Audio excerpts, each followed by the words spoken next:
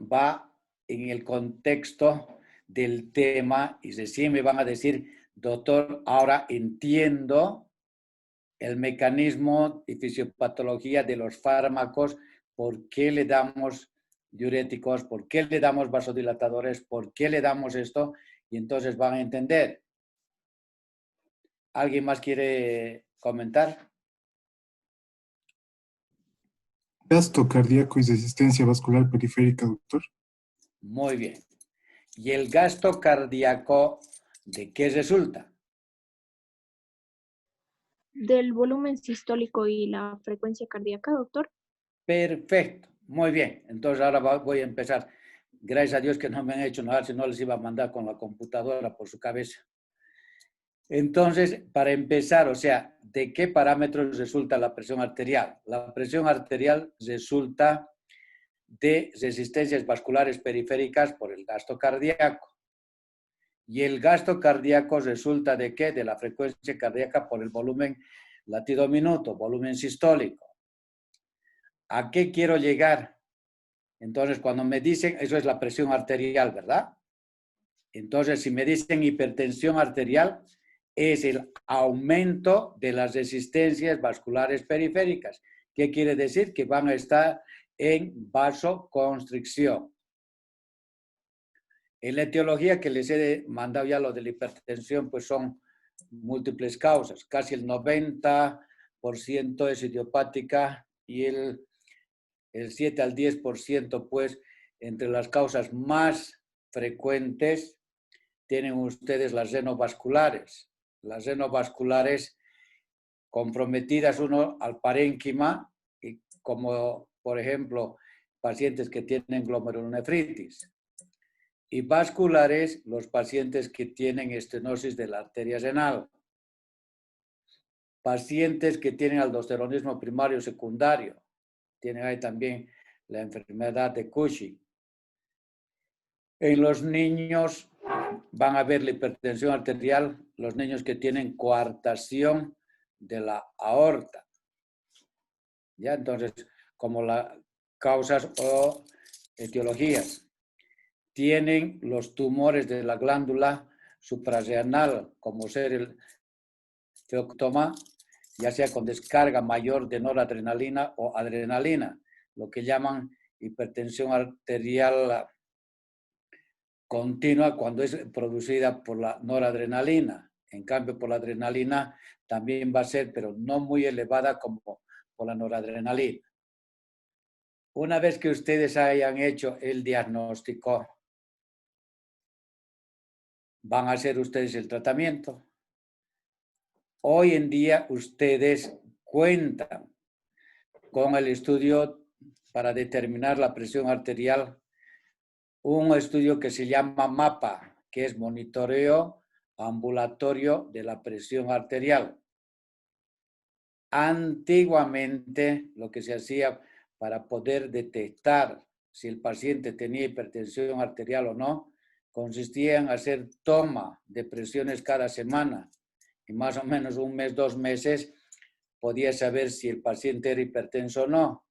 En cambio, ahora, con la tecnología y con el monitoreo que se llama MAPA, ustedes pueden saber la presión y el comportamiento del paciente dependiendo de las horas, en la mañana, tarde y noche. Es igualito que el monitoreo de Holter, pero el de acá le va tomando la presión cada media hora durante las 24 horas. Y van a tener ahí un parámetro y una media, cuál es la presión durante el día, la presión durante la noche. Entonces pueden hacer ustedes el diagnóstico a través de esto, porque a veces el paciente de primera vez va al consultorio y ustedes saben que la bata blanca conlleva a elevación de la presión arterial y pueden catalogar en forma errónea que el paciente tiene hipertensión.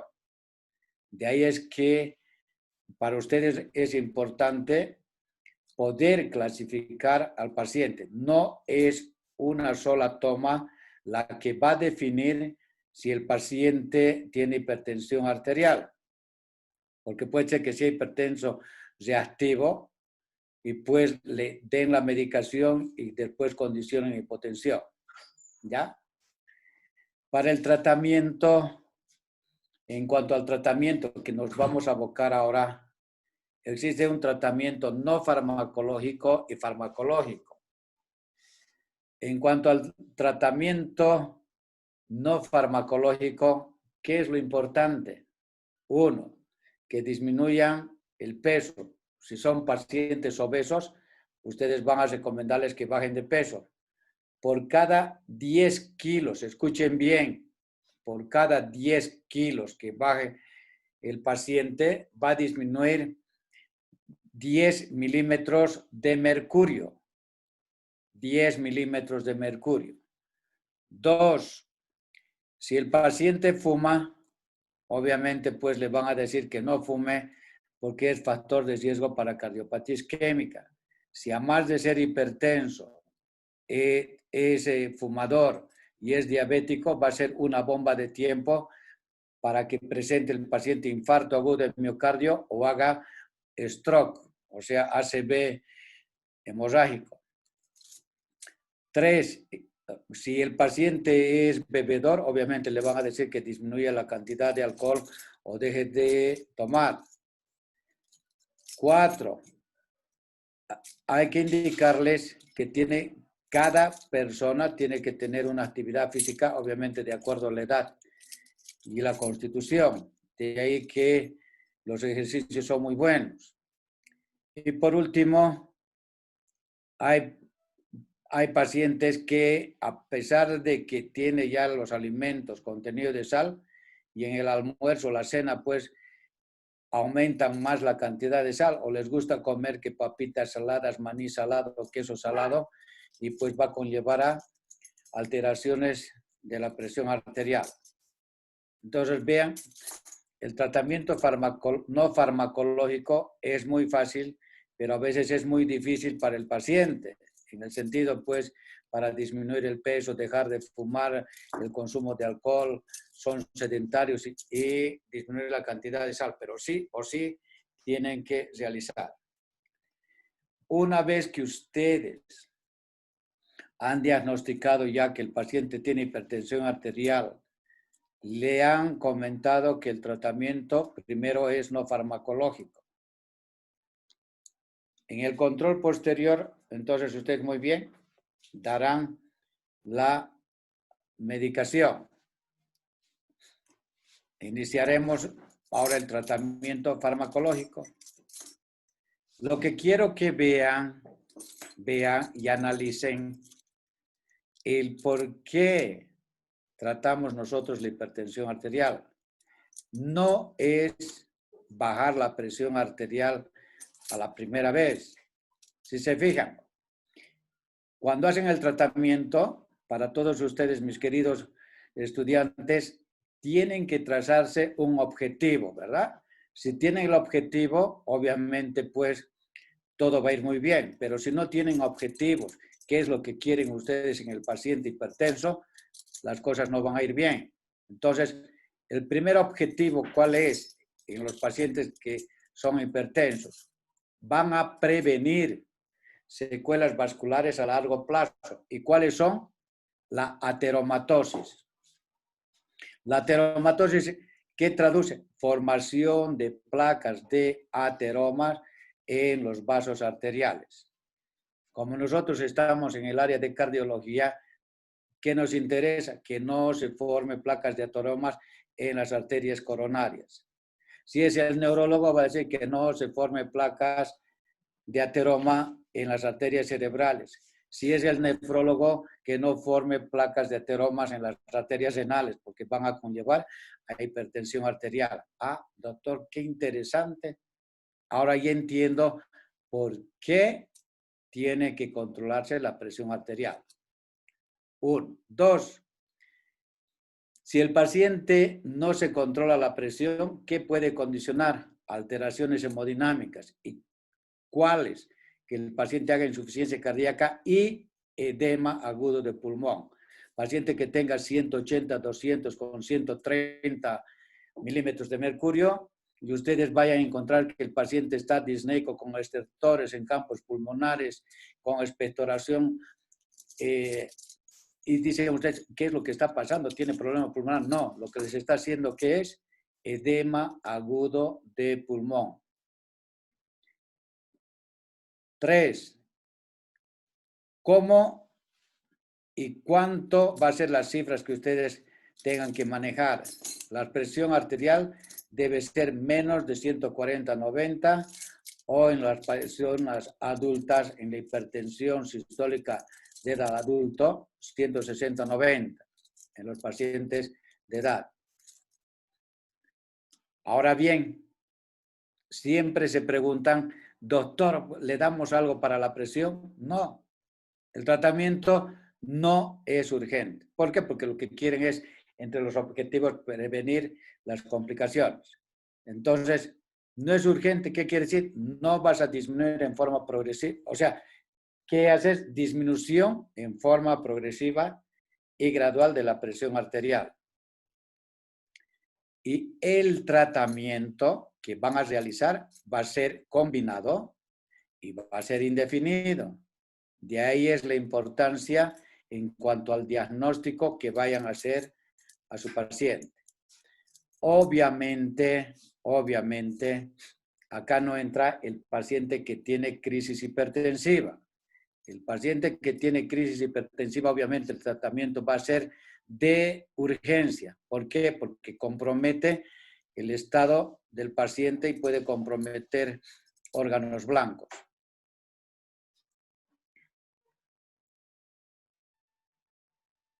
Si ven en la diapositiva esta, que se van a volver locos ustedes, tienen ahí medicamentos depresores de volumen, tienen los diuréticos, inhibidores adrenérgicos, periféricos, beta bloqueantes, vasodilatadores arteriales directos, vasodilatadores mixtos, IECAS, ARA, tienen ustedes todos los medicamentos que puedan ver, ¿ya? Vamos a ir describiendo uno por uno. Esos sí son los medicamentos más utilizados y que existen en nuestro medio. Posiblemente les vaya a comentar de algunos medicamentos que no hay acá, no utilizamos o ya pasaron de moda. Entonces, en la clasificación de los antihipertensivos, normalmente empezamos nosotros por los diuréticos. 1, 2 simpático-plégicos pueden ser centrales o postganglionares, vasodilatadores directos que vamos a ver, los IECA, antagonistas de la angiotensina, los ARA y los calcio antagonistas.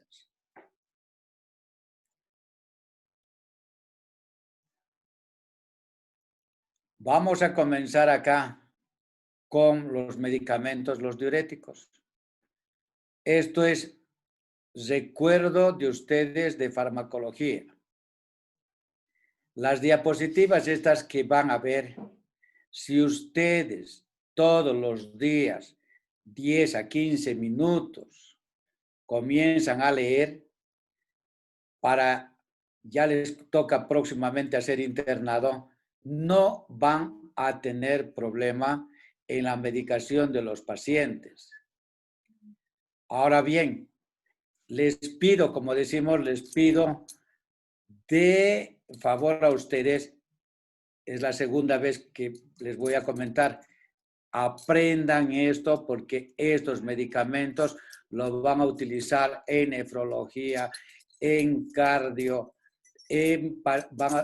medicamentos que vamos a ver en endocrinología, problemas de tiroides, problemas de pacientes que tengan diabetes, cardiomiopatías dilatadas, isquémicas, en todas las patologías que vamos a comentar el uso de estos medicamentos. Por eso les digo que tienen que saber. Si saben esto, cuando roten ustedes por el servicio de emergencia o cuando vean los pacientes, ustedes van a decir, me acuerdo lo que comentaba el doctor.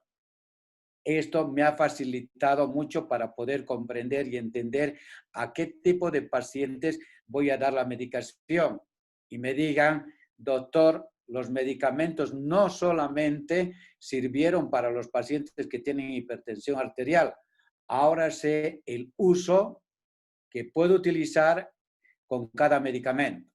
¿Ya? ¿Hasta ahí va bien?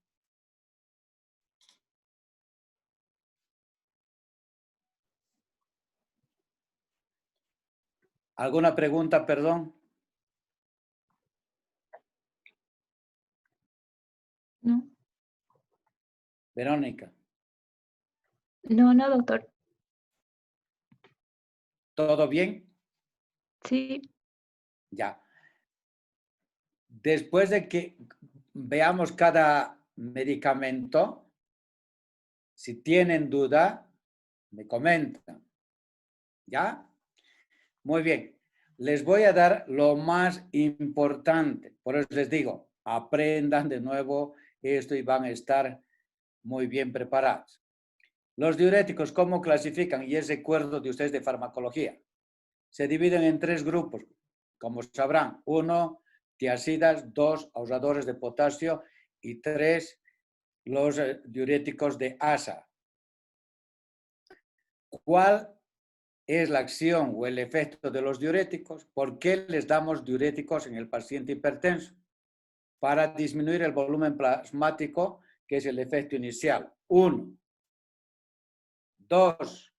Disminuye la resistencia periférica, efecto posterior. Cuando comentábamos de qué parámetros constaba la presión arterial, ¿qué comentaron ustedes? ¿Qué comentaron? Que la presión arterial estaba dada por resistencias vasculares periféricas, ¿verdad? ¿Sí o no? sí, doctor. Ya, ahora, eso es lo que quiero que vean. En el tratamiento de la hipertensión arterial, escuchen bien lo que les voy a decir.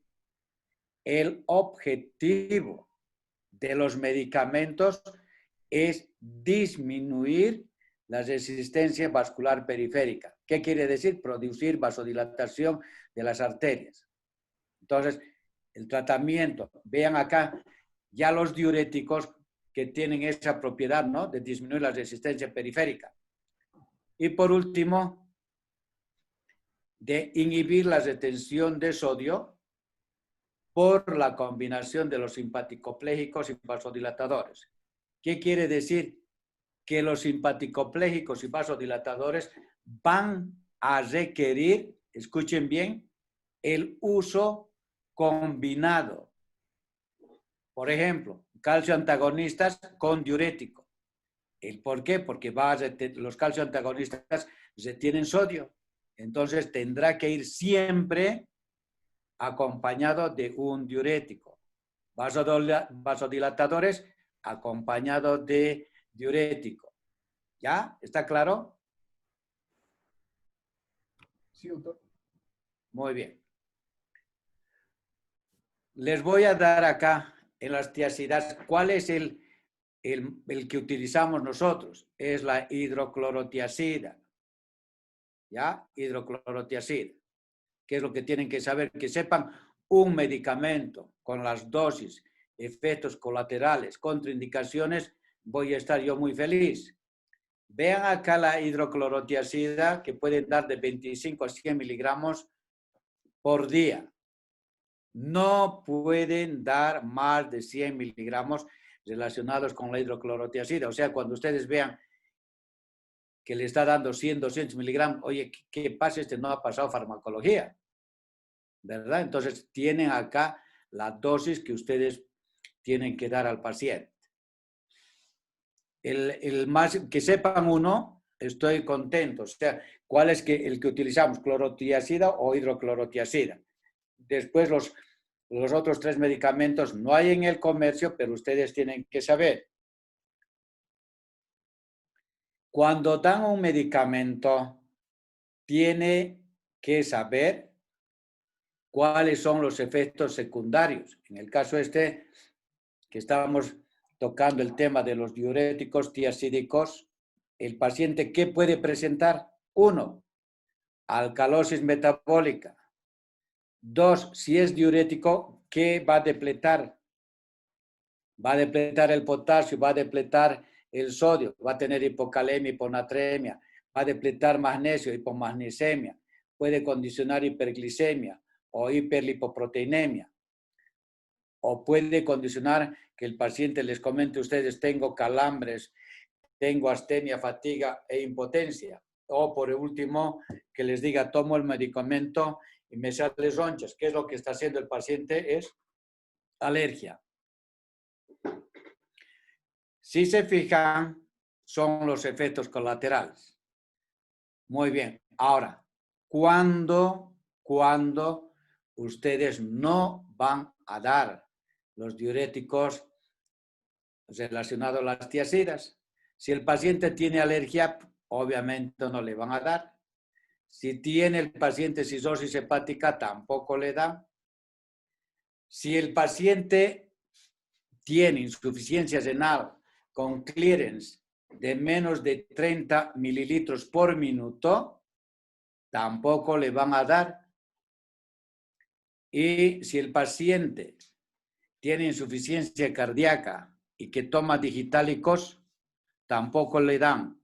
¿El por qué? ¿Quién me puede responder?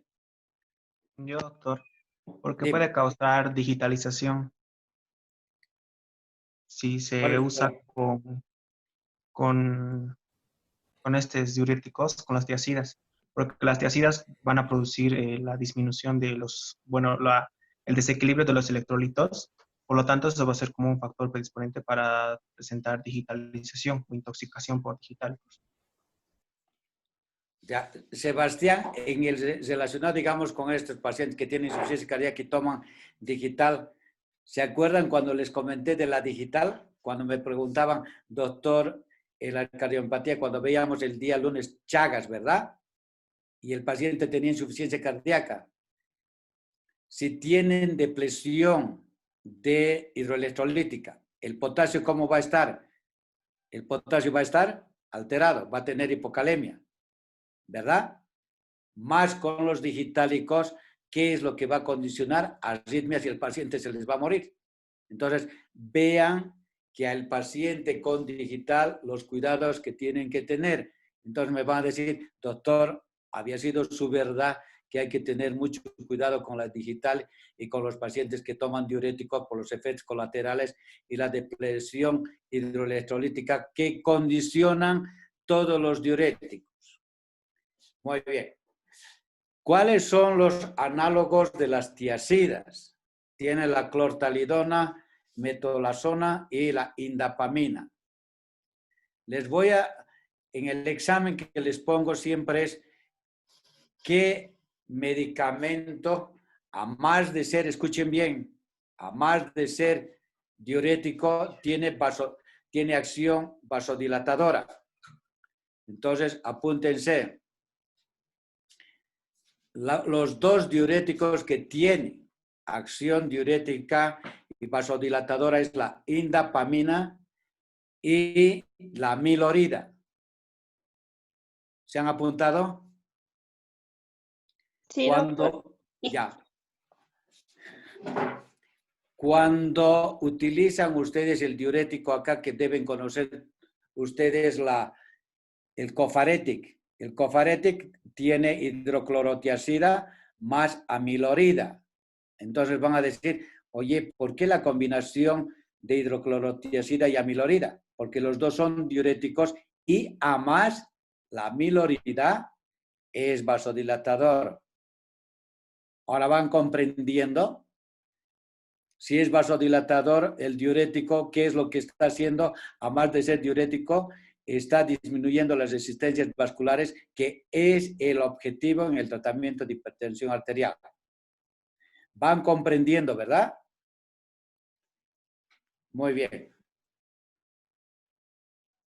¿Cuál es el segundo medicamento que utilizamos? Son los diuréticos de ASA. ¿Cuáles son los que en nuestro comercio hay y lo que damos a los pacientes?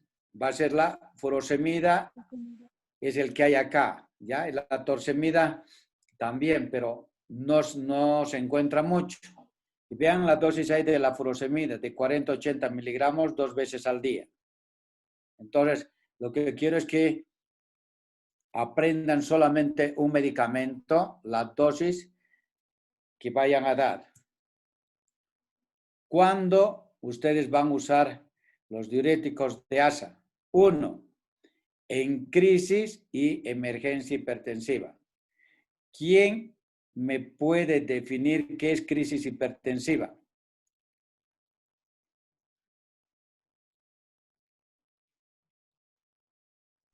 Doctor, Sí, sería Nicole. la elevación aguda de la presión arterial que produce una lesión en un órgano diana. ¿Y cuáles son los órganos diana? Riñón, cerebro, sobre todo, y ojo, en el caso de la retina. ¿Y Aparte qué que las órgano es el que te falta? Que ya me hace, ya voy a llorar. ¿Qué materia estás llevando? corazón, Y el corazón, claro, corazón les he comentado, ¿no ve? ¿Qué les va a producir en el corazón? Insuficiencia cardíaca, infarto y arritmia. Y es facilito, es fácil, les voy a dar así para ustedes como mnemotécnico.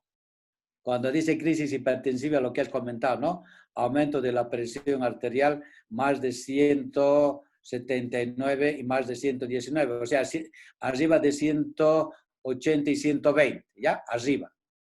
Pero lo que comentó Nicole, que comprometa un órgano blanco o un órgano diana. ¿Y cuáles son los órganos blancos?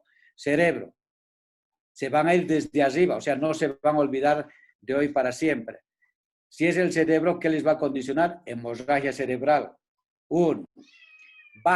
Se bajan a los ojos. ¿Qué va a condicionar? Edema de papila o desprendimiento de retina. Siguen bajando, van a bajar al corazón. En el corazón va a llegar a tener lo que comentabas, insuficiencia cardíaca, edema agudo de pulmón, infarto agudo de miocardio y arritmia cardíaca. ¿Cuál es la arritmia? Fibrilación auricular. Y si van bajando, va a encontrarse con el riñón, va a condicionar insuficiencia renal. Entonces, el tratamiento de crisis hipertensiva, obviamente, es el que compromete un órgano blanco y el tratamiento es de urgencia. Si no tratan la urgencia, el paciente se les va a morir o va a tener secuelas. 2. ¿Cuándo utilizan los diuréticos de ASA? En hipertensión y estados comatosos. Ahora vean cuál es la importancia de que ustedes puedan saber el uso de los diuréticos. Cuando tienen el paciente insuficiencia renal con clearance de creatinina, el AC, si tiene el clearance de creatinina menos del 30%, ustedes pueden utilizar los diuréticos de ASA. Lo contrario, ¿verdad? Los tiacídicos no puedes dar cuando el clearance de creatinina es menos del 30%. Pero tienes otro diurético. Cuidado que cuando lleven nefrología, tengan insuficiencia renal y ustedes digan, muy bien, le voy a dar hidroclorotiazida y su clearance sea menos de 30. Entonces le va a decir, ¿quién les ha enseñado farmacología? Claro, no les he enseñado yo, pero sí les estoy dando farmacología en el tratamiento de la hipertensión arterial para que vean la importancia de los diuréticos, cuándo utilizar y cuándo no utilizar un diurético y el otro diurético. Y por último, el 4, asociados a drogas que producen gran retención de sodio y agua y que van a ir viendo todos los medicamentos al fin y al cabo van a requerir la utilización de diuréticos. O sea, cuando les dije en el objetivo, ¿verdad? Tratamiento que era combinado e indefinido y la disminución en forma gradual de la presión, con excepción de la crisis hipertensiva. Como saben, recordarán qué efectos secundarios va a tener los diuréticos de ASA. Igual, alcalosis metabólica. Va a disminuir el magnesio. Si no saben utilizar, ¿qué va a condicionar? Deshidratación con los dos. Ahora, lo que quiero que vean, ototoxicidad. A veces son pacientes abuelitos que ya van a tener disminuido la agudeza auditiva. Entonces, vean la importancia de utilizar los medicamentos, ¿verdad? Si le van a dar, y tiene hipoacusia, y le van a dar furosemida, ¿qué va a condicionar? Mayor ototoxicidad y es irreversible. Solamente pensé, doctor, que la lesión del nervio auditivo era condicionado por los aminoglucósidos y demás. No, también tienen ahí, como están llevando cardiología, pacientes que tienen insuficiencia cardíaca, les dan diuréticos. Entonces tendrán que saber ustedes escoger. Posteriormente verán, el paciente puede presentar alergias y hipocalemia, igual que las hidroclorotiacidas. Tienen el último grupo, diuréticos ahorradores de potasio. El que utilizamos, ¿cuál es? La espironolactona.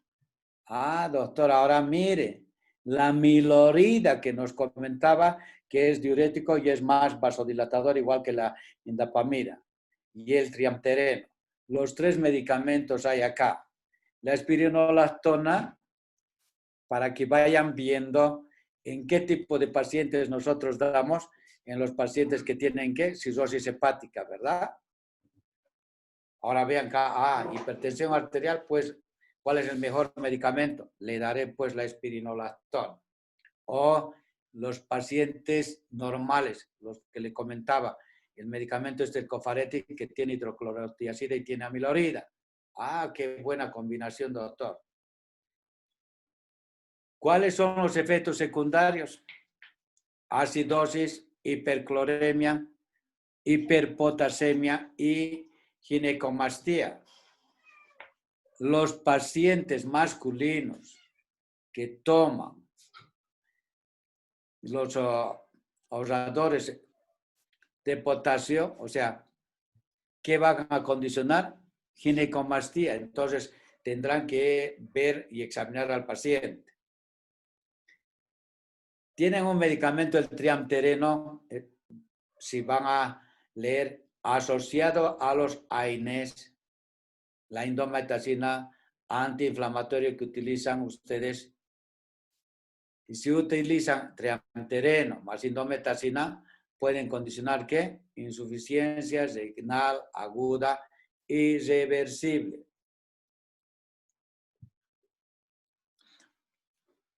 ¿Tienen alguna pregunta, perdón?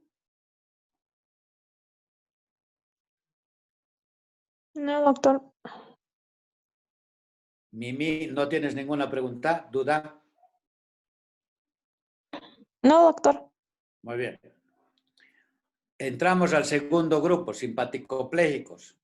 Del de acá les voy a comentar los que vamos a ver. No son todos, o sea, y para el examen los que están acá, les voy a decir qué es lo que no va a entrar, porque no utilizamos, están ya pasados de moda, pero tiene algunas indicaciones.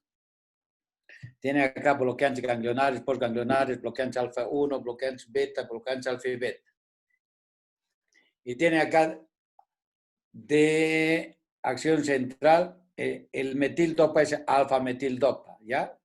Que solamente utilizan en el primer trimestre del embarazo o en pacientes que tienen hipertensión o de origen cerebral, ¿ya? Pero no utilizamos nosotros en los pacientes normales, ¿ya? O sea que no el de acá no les voy a dar, o sea que sigan. El de acá, clonidina, guanfasia, guanabenzina, tiamenidina, no van a mirar porque no conocemos en el mercado.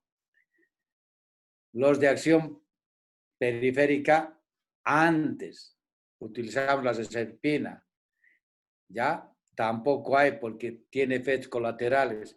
Tanto el alfa-metildopa como la aserpina condicionan estados de depresión y hay algunos casos de reporte intentos de suicidio. O sea, tampoco esto vamos a ver, ¿ya? Pasamos. El de acá tenemos los bloqueantes alfa-1. Tiene la doxazosina, la prazosina, terazosina pinacidil y cromacalina. ¿Cómo actúan? Bloqueando los alfa-1 a nivel de las arteriolas y venas. ¿Qué produce? Dilatación arterial y venosa. Disminuye la presión arterial en posición de pie. ¿Cuál es el efecto colateral? Produce taquicardia refleja, palpitaciones y angina. Produce retención de sodio y agua. ¿Con qué tiene que ir combinado los bloqueantes alfa-1? ¿Quién me responde? Con un diurético. Ah, qué bien.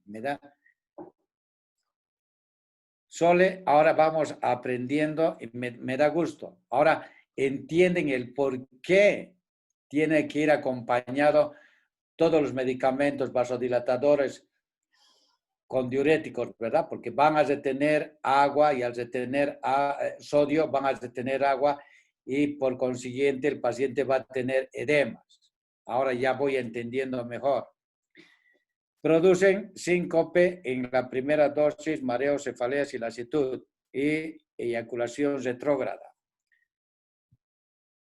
Ahora, miren tan bonito la diapositiva esta de los bloqueantes beta-adrenérgicos. Los 4 grupos. Vean el grupo 1, beta 1 y 2. ¿Cuál es el que tenemos nosotros en nuestro medio? Es el propanolol. Muy bien, que sepan ustedes el propanolol. Estoy feliz, ¿ya? Pero es el que hay en nuestro medio. 2, el beta 1. Tienen el atenolol y el metoprolol que hay en nuestro medio. O sea, los dos van a aprender. Tienen agonistas parciales, pindolol, acebutolol, pentabutol, celiprolol. No hay ninguno en nuestro medio. Y tienen los alfa, beta, carvedilol, labetalol. Y tienen hechos medicamentos acá, ¿ya? ¿Cuál es el mecanismo de acción? Disminuyen el débito cardíaco, disminuyen la renina, tienen una acción simpaticoplégica central, no producen hipotensión ortostática, aumentan los triglicéridos, disminuyen los HDLs, las lipoproteínas de alta densidad, que es el colesterol bueno. ¿Qué es lo que producen? Producen insomnio, lasitud, pesadillas, depresión y síndrome de supresión. Si ustedes quitan en forma brusca los beta bloqueantes, van a tener taquicardia refleja. Entonces, tienen que tener mucho cuidado. No es tome, después le quitamos. Tendrán que ver qué contraindicaciones tienen el uso de los beta bloqueantes. ¿Por qué no le dan en el asma? ¿Quién me responde? Por su acción en los receptores beta 2 pueden producir una broncoconstricción. Mimi, me da mucho gusto, tienes un punto más. No le vas a dar en el paciente asmático, lo que quieres es producir broncodilatación, ¿no ve? Y al darle los beta bloqueantes, entonces, ¿qué va a producir? Broncoconstricción. Entonces, escuchen bien, pero lo que les voy a comentar. Cuando el paciente tiene crisis asmática o tiene estados asmáticos, y pues obviamente no le darás en esos pacientes. Pero si su asma, escuchen bien, si su asma es una vez cada 2, 3, 4 años y es hipertenso, o sea, no tiene contraindicación. Y si ustedes le dirán, cuando tenga el inicio de sus sibilancias, los ruidos en los pulmones, porque no va a entender qué es sibilancia, suspende el beta bloqueante. ¿Ya? ¿Está de acuerdo? Entonces pueden darle, pero no obviamente cuando tiene el estado asmático o tiene la crisis de asma, obviamente no le van a dar beta bloqueante. Igual en EPOC no le van a dar. Pacientes que tienen patologías de vasculopatías. En pacientes con insuficiencia cardíaca no es del todo contraindicación. Puedes darles dosis bajas, ¿ya? Para disminuir la liberación de catecolaminas. En insuficiencia cardíaca, pues das dosis bajitas, 25 miligramos, por decir, de atenolol. Pacientes que tienen bloqueo AB cardíaco, por ejemplo, tiene bloqueo AB de segundo grado, puede condicionar bloqueo AB completo secundario a los beta bloqueantes. O pacientes que tienen bradicardia, que tienen 50 latidos por minuto, le das beta bloqueantes y te va a hacer síncope, porque se ha bloqueado, ha hecho bloqueo AB completo. Entonces, tiene sus indicaciones. Obviamente, para todo paciente siempre tendrán ustedes, y para todo paciente hipertenso, tiene que tener el electrocardiograma, tiene que tener su radiografía, tiene que tener el estudio de ecocardiografía. Son los 3 estudios que ustedes tienen que tomar. Aparte, obviamente, cuando hacen ustedes el diagnóstico de los laboratorios, cómo está la función renal, ¿verdad? O si tiene aldosteronismo primario o secundario, les va a interesar cómo están los electrolitos séricos en orina. Eso ya va a depender si tienen, por ejemplo, el tumor, el feocromocitoma. Tendrá que hacer determinaciones de catecolaminas a nivel urinario. Siguiendo al siguiente, vasodilatadores directos. Son los 4 y terminamos todo lo que es hipertensión arterial en tratamiento. La hidralazina, minoxidilo, diazóxido, nitroprusiato de sodio. Empezamos nosotros con la hidralazina.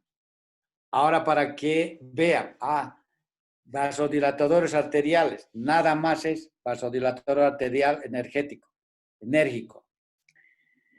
Tiene metabolismo por acetilación y biodisponibilidad variable, efecto limitado por descarga simpática y retención de sodio. Entonces, ¿con qué tiene que ir? Acompañado de diurético. Requiere uso de diurético y beta bloqueantes. ¿Qué efectos colaterales va a tener? Cefalea, enrojecimiento, sudoración, náuseas, anorexia, taquicardia, palpitaciones, angina, arritmia y lupus. Si se fijan acá, en el 1, 2, 3, en el cuarto inciso dice, requiere de uso de diuréticos y beta bloqueantes. ¿Por qué? Porque produce taquicardia. ¿Y por qué? Produce retención de sodio. Entonces, siempre tendrá que ir acompañado de diurético y beta bloqueante. La siguiente. El minoxidilo, otro vasodilatador arterial. ¿En qué tipo de paciente que tiene hipertensión arterial severa? Nuevamente, todos los vasodilatadores producen ¿qué? Retención de agua y sodio. Y nuevamente, ¿con qué medicamento van a combinar? Con beta bloqueantes y diuréticos de ASA. ¿Qué es lo que presenta efectos colaterales? Hipertricosis y van a aumentar de peso. Y la dosis que van a dar es de 10 a 100 miligramos 2 veces al día. El diazóxido, que es otro vasodilatador arterial, es un tiazida, pero sin efecto diurético. ¿Qué es lo que hace? Abre los canales de potasio en el músculo liso. Es vasodilatador arterial. El efecto es a los 15 minutos y dura de 12 a 24 horas. Generalmente, el medicamento, el diazóxido, se va a unir a una proteína y la administración lo harán ustedes en bolo. ¿Cuáles son los efectos que va a presentar? Hipotensión, taquicardia, angina, arritmias, infarto y accidente vascular cerebral. Puede condicionar hiperglicemias y nuevamente retención de nuevo, ¿no? De sodio y agua o arritmias. Las dosis que le van a dar de 100 miligramos IV en bolo y repetir en 5 minutos. Estos medicamentos son utilizados en terapia, no es utilizado en el paciente que está en la sala común, o sea, no es de uso común, ¿ya? Es para pacientes que tienen crisis hipertensiva o hipertensiones malignas. Y por último tienen ustedes el nitroprusiato de sodio, que lo van a utilizar en terapia. Son vasodilatador arterial y venoso. A los 5 minutos ustedes ya van a tener la acción vasodilatadora. y tendrán que darlo en infusión continua y endovenoso y siempre cubierto porque es fotosensible. Ahora, en dosis excesivas, como va a ser pacientes manejados en terapia, tienen que controlar que no haya hipotensión o intoxicación por el metabolito que tienen. Nunca, escuchen bien, darán en las pacientes embarazadas. ¿Por qué? Porque se va a intoxicar por tiocianatos y el bebé va a morir. Entonces, en paciente embarazada nunca darán esto, ¿ya? Y la dosis va a ser de 0,5 a 10 miligramos kilogramo peso por minuto. Muy bien. Tienen el otro grupo que son los calcio antagonistas. Haciéndoles recuerdo a ustedes de su farmacología, vean los 4 grupos de los calcio antagonistas, cómo se dividen. El primer grupo, derivados de la fenilalquinamidas. ¿Cuál es el ejemplo del medicamento? Este es el verapamilo. 2, ahí tenemos las benzodiazepinas. ¿Cuál es el que utilizamos? El diltiazem, es el que hay en nuestro medio. Del grupo 2 tenemos las dihidropiridinas, que ustedes ya lo conocen, que es el más común. Nifedipino, nicardipino, nimodipino, nitrendipino. Y el que utilizamos, escuchen bien, el que utilizamos nosotros para hipertensión arterial es el amlodipino.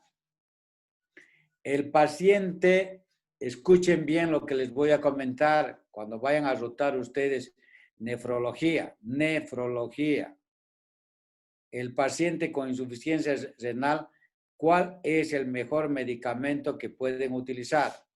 Son los siguientes. 1, calcio antagonistas. ¿Cuál de los calcio antagonistas? El amlodipino, ¿ya?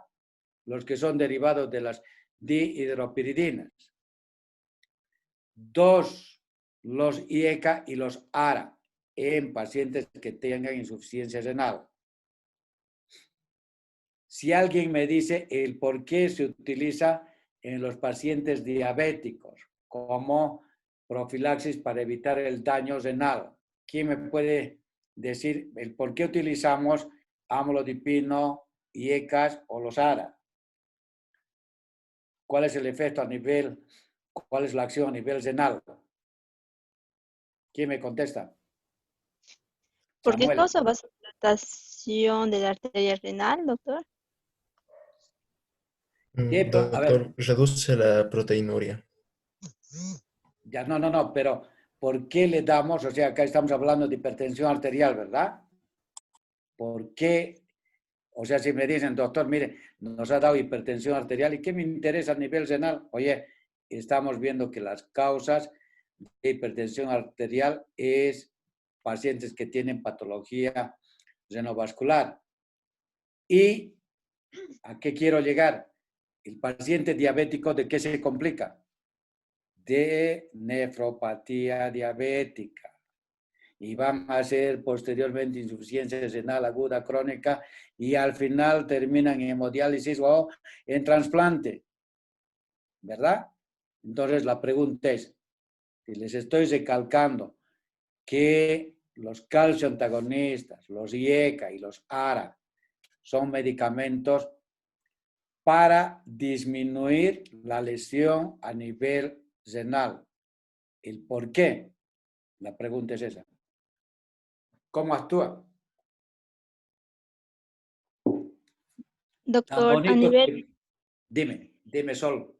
a nivel de la arteria renal va a producir vasodilatación y así, no sé. Estás cerca. Otro.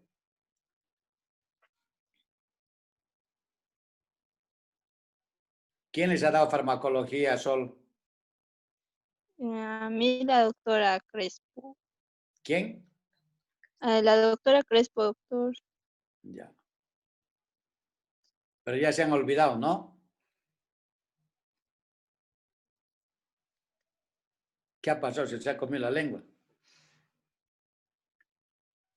Les voy a dar ahora, ¿ya? Y ustedes van a decir si vale la pena las charlas o no vale la pena las charlas.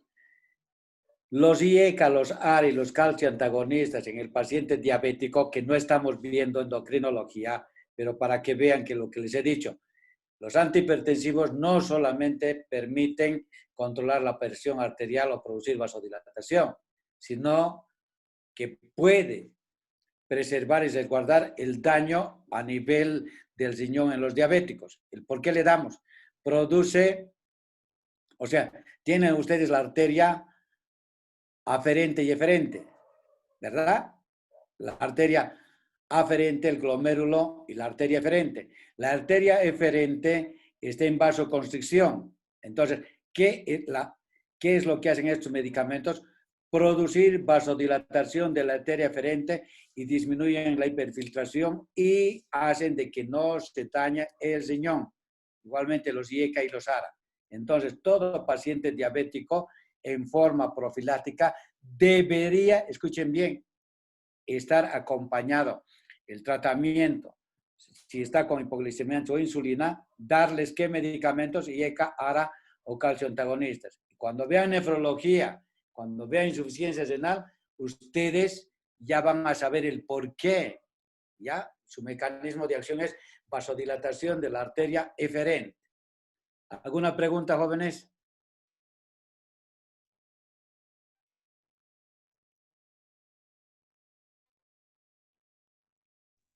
No, doctor. Pero han entendido, ¿verdad? Sí, doctor. Ya. Sí, doctor. Muy bien. El segundo, ¿no? El tercer grupo de los calcio antagonistas, la flunaricina y sinaricina, no utilizamos como vasodilatadores, ¿ya? Pero tendrán que saber. Y la lidoflacina tampoco utilizamos. Entonces, está el que más utilizamos son las dihidropiridinas, ¿ya? Muy bien. ¿Cuál es el mecanismo de acción de los calcio antagonistas?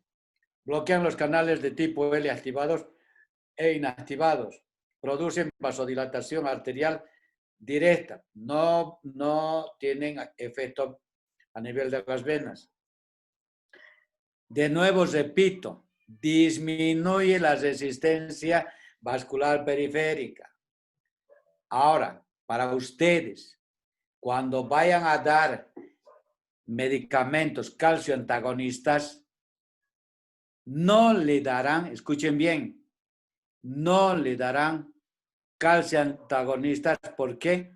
Por el efecto inotrópico negativo. ¿Qué quiere decir inotrópico? Es el aumento de la fuerza contráctil, lo que condiciona la digital, ¿verdad? Aumento de la fuerza contráctil para mejorar la contractilidad miocárdica. Pero si le dan calcio antagonista, ¿qué les va a producir? Lo contrario, y van a condicionar que caiga más en insuficiencia cardíaca. Doctor, ahora ya vamos viendo que estos medicamentos están contraindicados en pacientes que tienen insuficiencia cardíaca congestiva. 2. Disminuye la frecuencia cardíaca y conducción. ¿Cuál de ellos? El verapamilo. El verapamilo antes utilizamos para fibrilación auricular. Hoy en día, por la biodisponibilidad que tenías que darle cada 8 horas y por las arritmias, y como les hemos comentado, ¿cuál es el mejor antiarrítmico? ¿Quién me puede decir? Amiodarona, doctor. La amiodarona ha superado a todos, quieran o no quieran, ¿ya? Entonces, ¿qué le vamos a dar a amiodarona? Y tiene la amiodarona mejores propiedades y puedes utilizar en insuficiencia cardíaca también. ¿Y qué producen estos medicamentos? Los calcio antagonistas, ahí está, retención de sodio y agua. La siguiente. Inhibidores de los IECA. Tienen acá toditos los conocidos por ustedes. Benzapril, captopril, enalapril, fositopril, lisinopril, todo. ¿Cuál es la acción? Disminuye la angiotensina 1 y producen vasodilatación arterial y venosa. Son considerados como ¿qué? Vasodilatadores mixtos. Disminuye la aldosterona, disminuye la volemia, aumenta las bradiquininas. El aumento de bradiquininas, ¿qué va a condicionar? ¿Alguien sabe? Proceso inflamatorio. Tos, doctor. Va a condicionar tos. Y para que se acuerden de mí, La tos que va a presentar el paciente es como de coqueluche, accesos de tos. Y ustedes van a decir, ¿y ahora qué le pasa al de acá? Parece que tiene bronquitis o algo. Y ustedes siempre preguntarán, ¿qué medicamento está tomando? Enalapril. ¿Y desde cuándo tiene tos? ¿Hace qué tiempo ha iniciado? Hace un mes. Y de hace 15 días, 20 días estoy con tos. ¿Tiene que ir al otorrino? No. Ustedes dirán, es el efecto de los IECAs por liberación de las bradiquininas y el efecto colateral es la tos. ¿Ya? ¿En qué tipo de pacientes van a dar? O sea, pacientes que tienen insuficiencia renal aguda. ¿Qué efecto colateral va a tener? Tos, sibilancia, y simula como si tuviese asma. ¿Ya? Cuando le dan los IECA cualquiera, va a simular que tenga asma. Y ustedes van a decir, no, tiene asma. Sin embargo, como no le preguntaron qué tomaba, era efecto colateral del enalapril o lisinopril o ramipril, el que quiera. ¿Y qué les puede condicionar? Disgeusia. O sea, no van a saber el gusto. Puede condicionar proteinuria o pancitopenia, hipotensión, anuria e insuficiencia renal en el feto. ¿Por qué les coloco esto, insuficiencia renal en el feto? ¿Alguien me puede decir?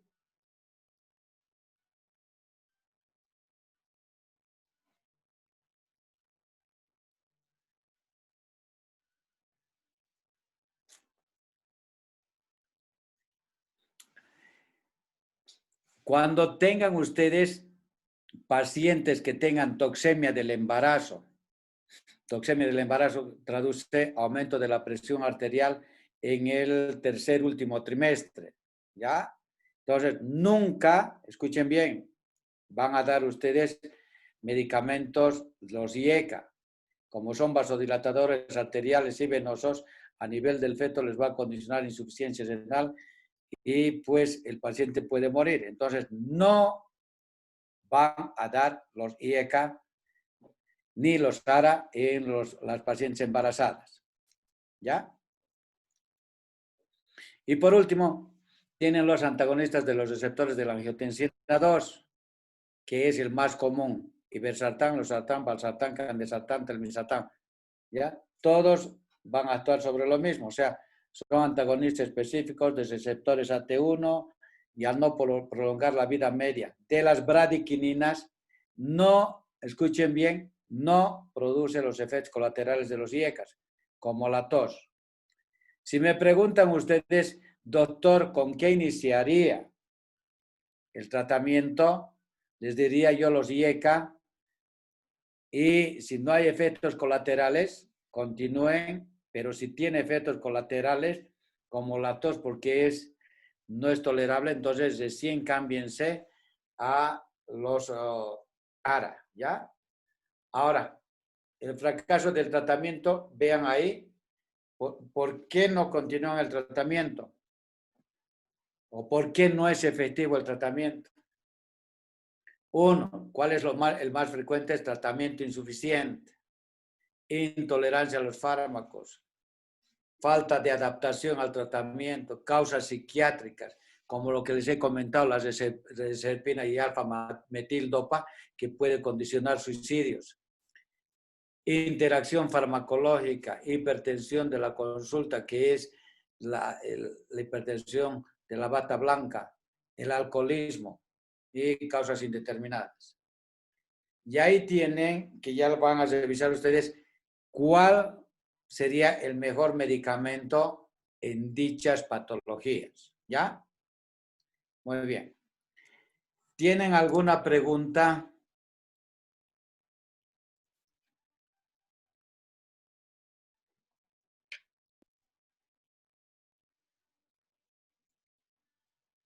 Mis queridos estudiantes, ¿dónde se han ido? Doctor, en la mujer embarazada, ¿cuál sería el fármaco de preferencia si es hipertensa? Puedes darle los vasodilatadores arteriales, la hidralazina, el amlodipino, puedes darle, calcioantagonistas, son los que les dan. Ahora, la pregunta para ti, ¿le vas a dar diurético o no le vas a dar diurético? Ahora sí que dice, me agarró en curva, doctor, ¿por qué pregunté? ¿Cuál es la respuesta? ¿Por qué no le dan diurético? ¿Por qué no le dan beta bloqueante? A ver, ¿quién me responde el del diurético? ¿Por qué no le das en la embarazada? Y solamente te estoy diciendo que le vas a dar calcio antagonistas o vasodilatadores arteriales, pero no le vas a dar diuréticos ARA o IECAS. ¿Por qué? Porque me puede causar una hipopotasemia. 1, 2. El diurético, ¿no? Sí. Ya. ¿Quién más aparte de Mimi? ¿Quién más puede comentar algo?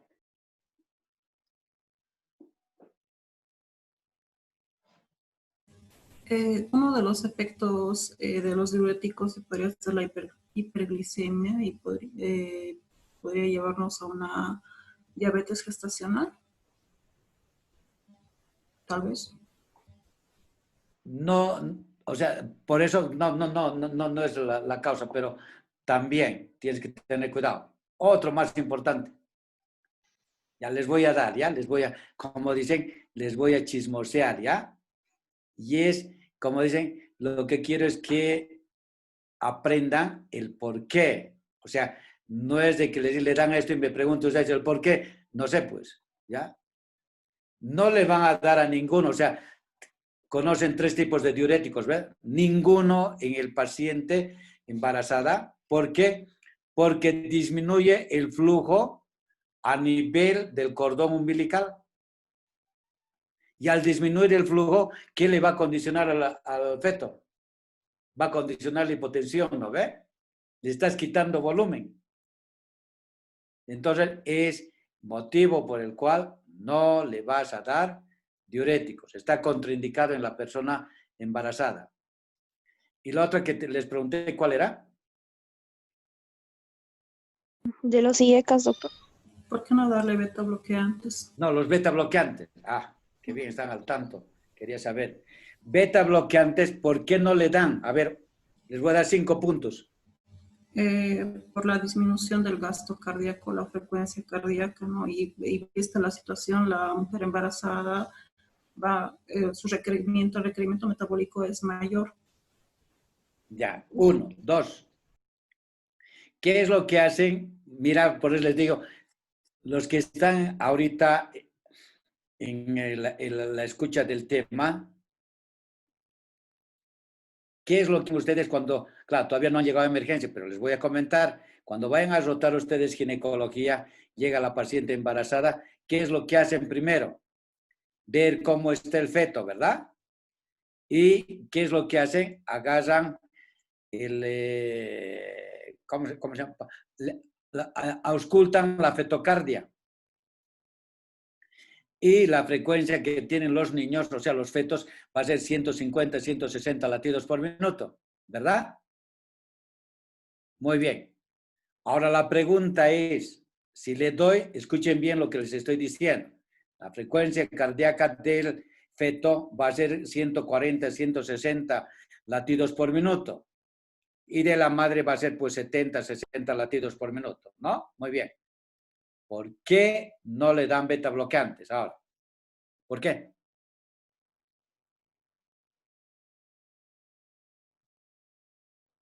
¿Saben o no saben?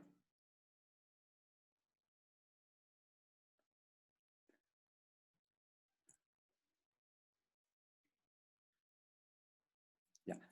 No les damos beta bloqueantes, no les damos, y ahí me van a decir, doctor, ahora ya estamos aprendiendo más en cuanto al uso de estos medicamentos, los beta bloqueantes. ¿Por qué no les damos?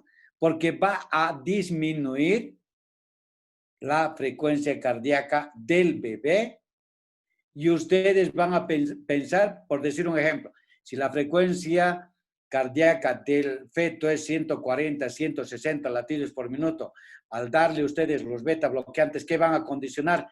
Disminución de la frecuencia de la madre y del bebé, ¿verdad?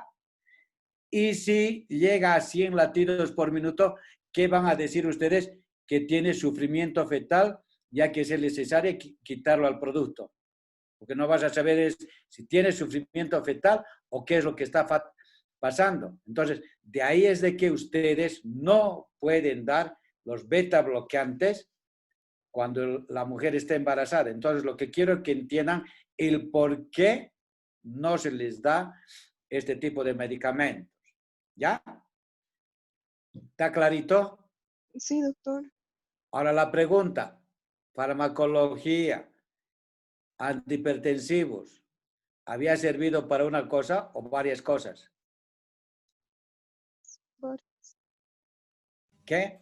Varias cosas, doctor. Sí, Norma. Ahora, cuando hemos visto cardiomiopatía dilatada, cuando tienen insuficiencia cardíaca, ¿qué medicamentos dan? Diuréticos y ECA y ARA, ¿no? Mira cómo pueden utilizar no solamente en hipertensión arterial, o sea, lo que inclusive comentábamos de la hidralazina en pacientes que tienen Chagas como vasodilatador arterial. Muy bien, el de acá, esto es, llegan a ver el tema siguiente, esto es bien bonito y es cortito. Llegan a ver acá lo que dice cardiopatía congénitas, llegan a ver. Sí, doctor, se ve. Sí, doctor. Ya, la pregunta, ¿están cansados o no están cansados? Un poco. ¿Qué? No. Pensé que vamos a llevar la cardiopatía hipertrófica y la No, restrictiva. eso en miocardiopatía es el viernes, les voy a dar la Ah, dilatada y la hipertrófica. ¿O quieren que les dé el, no sé, depende de ustedes, el viernes, no sé. No sé, depende de ustedes. Porque el de acá es, ¿sabes qué? Ya es más bonito. O vemos veremos CIA, CIB y después PSA, ¿les parece? Y es cortito. Y el otro lo dejamos para el viernes. Sí, doctor. Ya. Gracias, Norma. O Melissa.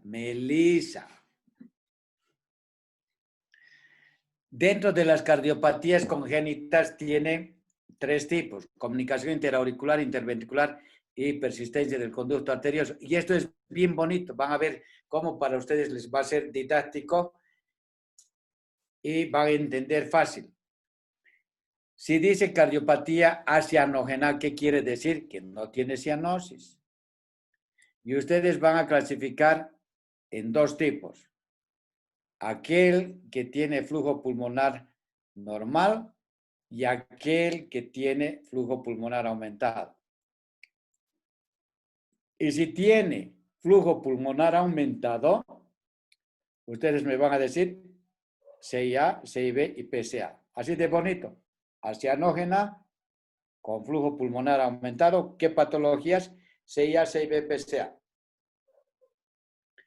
La comunicación interauricular, ahí vean, el defecto que tienen acá, la última de la derecha, vean la comunicación interauricular. El shunt, ¿de dónde va a ser? De la aurícula izquierda, por eso se dice cortocircuito de izquierda a derecha. ¿Por qué? Porque la sangre va a ir de la aurícula izquierda a la aurícula derecha. La pregunta, ¿cuál tiene más? Porque así van a poder entender. ¿Cuál de las cavidades tiene mayor presión? ¿Del lado izquierdo o del lado derecho? A la izquierda. Ya, entonces por eso dicen cortocircuito de izquierda a derecha. Entonces, si digo comunicación interauricular, ¿cuál es la aurícula que está a la izquierda? La aurícula izquierda, pues, doctor, ¿no ve? Entonces, ¿cuál es el que tiene más presión? La aurícula izquierda. Entonces, ¿dónde va a ir la sangre? Donde hay menor presión. ¿Cuál tiene menor presión? La aurícula derecha. Por eso es cortocircuito de izquierda a derecha.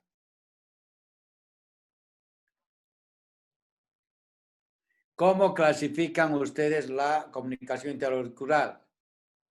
El ostium primum es el que dice el número 1, ostium primum, ¿ya? Ostium secundum es el que dice número 2, está al medio. Es el más frecuente, o medio septal. Y el tercero, seno venoso. El tercero, el que desemboca en la vena cava superior o vena cava inferior, que es el cuarto. Entonces, en la clasificación, ostium primum. escuchen bien lo que les voy a decir.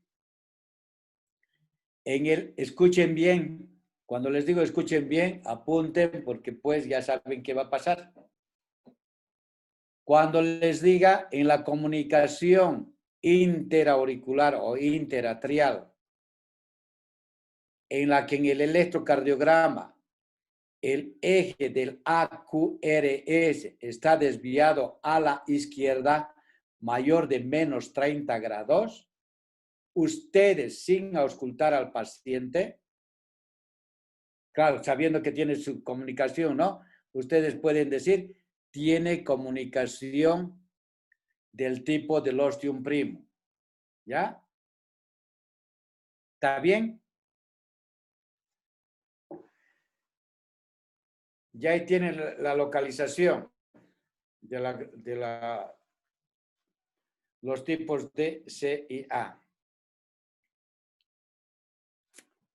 ¿Qué es lo que les decía? En la fisiopatología, cortocircuito o shunt de izquierda a derecha. ¿Qué va a ver si la sangre está yendo del lado izquierdo? ¿A qué cavidades va a sobrecargar? Sobrecarga, obviamente, a las cavidades derechas. De la aurícula derecha, ¿dónde va a ir el flujo? Tienen el diagrama. Al ventrículo derecho. Del ventrículo derecho, ¿dónde va a ir? A la arteria pulmonar. Doctor, ahora entiendo por qué decía usted que era por sobrecarga de volumen o hiperflujo pulmonar, porque ha aumentado por el defecto sangre de la aurícula izquierda mayor a la derecha, la aurícula derecha, ventrículo derecho y a la arteria pulmonar. De ahí es que cuando vean la radiografía, ¿por qué está abombada la arteria pulmonar? Porque hay mayor flujo pulmonar por el cortocircuito. Y acá vean en el esquema, ¿no? Tienen ahí, vean qué bonito acá. La aurícula izquierda, el verde es la comunicación interauricular. Entonces, ¿la sangre dónde va a ir? A la aurícula derecha. De la aurícula derecha, ¿dónde va a ir? Ventrículo derecho. Del ventrículo derecho, ¿dónde va? A la arteria pulmonar y, por último, a las venas pulmonares y a la aurícula izquierda. ¿Cuál es la clínica? 1. Si la comunicación interatrial es pequeña, el niño está asintomático. Pero si la comunicación interatrial es grande, obviamente va a tener insuficiencia cardíaca y clínicamente va a presentar disnea. 2. Las infecciones, escuchen bien, cuando la comunicación interatrial es grande, los niños o recién nacidos, 6 meses, 7 meses, 8 meses, no hablan, ¿verdad? No hablan. Entonces, ustedes no le van a preguntar al niño que ni camina si tiene disnea. Entonces, para ustedes, lo que van a preguntar es a la madre. Cuando toma la mamila o la mamadera, transpira muy profusamente. Y si la madre les dice sí, ya tienen que tener cuidado. La segunda pregunta. Cuando llora, ¿transpira también? Sí. Entonces, y obviamente con la clínica, con la auscultación, van a saber que tiene comunicación interatrial. ¿Por qué las infecciones? Por el aumento del flujo pulmonar que tienen por el cortocircuito. Es la causa. Entonces, puede ser que los niños tengan neumonía a los 4, 6, 8, 10 meses. ¿Y qué le pasa al muchacho este? Puro neumonía. Señora, no lo cuida. No, lo que tiene es comunicación interatrial o comunicación interventricular o persistencia. O sea, si escuchan bien, entonces, cuando tengan pacientes, o sea, obviamente son niños recién nacidos y conforme van creciendo, tendrán que preguntar siempre, ¿tiene infecciones de vías respiratorias bajas? Estamos hablando de neumonías. Entonces, tiene neumonías muy frecuentes. Hay que descartar que no tenga cardiopatía congénita. Como estamos comentando, es la patología más tolerable.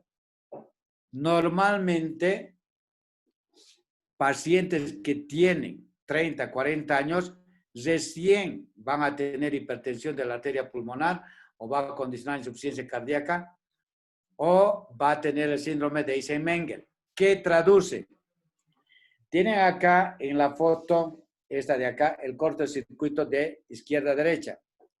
Cuando digo síndrome de Eisenmenger, traduce que ha aumentado la presión en la arteria pulmonar y al aumentar la presión de la arteria pulmonar, ha aumentado la presión de la aurícula derecha y el shunt ya no va a ser de izquierda a derecha, va a ser ahora de derecha a izquierda y va a condicionar lo que llamamos síndrome de Eisenmenger. ¿Ya? ¿Está claro o no está claro?